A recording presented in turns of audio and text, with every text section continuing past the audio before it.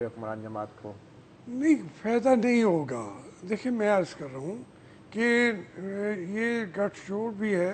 میں بلکہ صحیح معنوں میں بتائیں، میں اس پروسیس سے گزر کے آیا ہوں. آج تو 15 دن کا ریمانڈ ہوتا ہے نا قیدی کا.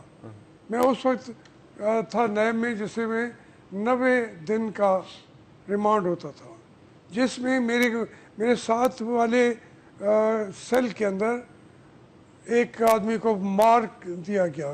انویسٹیگیشن ایسی کرتے تھے ہم سب کی، مجھے بھی جسمانی طور پر مار کے وہ کسی کو وعدہ معاف گواہ بناتے ہیں، کسی کو پارٹی چھوڑنے کے لیے مجبور کرتے ہیں، کسی کو ماشاء اللہ کا ساتھ دینے کے لیے.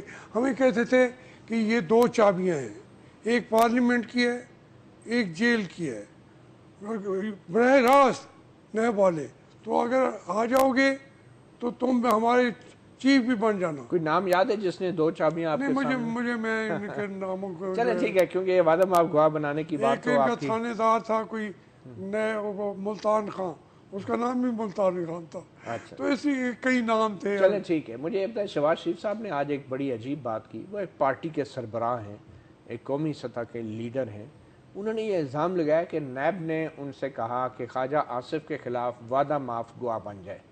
یہ بڑی ایک ناقابل یقین بات ہے کہ آپ ایک پارٹی کے سربراہ کو کہہ رہے ہیں کہ اپنے کارکن کے خلاف آپ جو ہیں وہ وعدہ معاف گواہ بن جائیں. کیا کوئی مطلب نیب کے لوگ اس طرح بھی کر سکتے ہیں؟ وجہ کیا ہے؟ یہ ساری یقین نہیں آتا کہ کوئی ایسا. جتنی باتیں شہباز شریف صاحب نے کہی ہیں، انہوں نے تو ایک ریکارڈ قائم کر دیا. اور اچھا ہوا کہ ریمانڈ پہ آ گئے.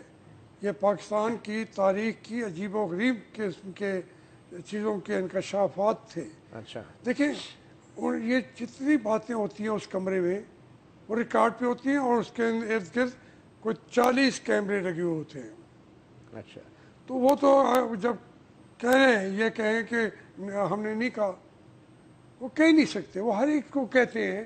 دیکھیں نا،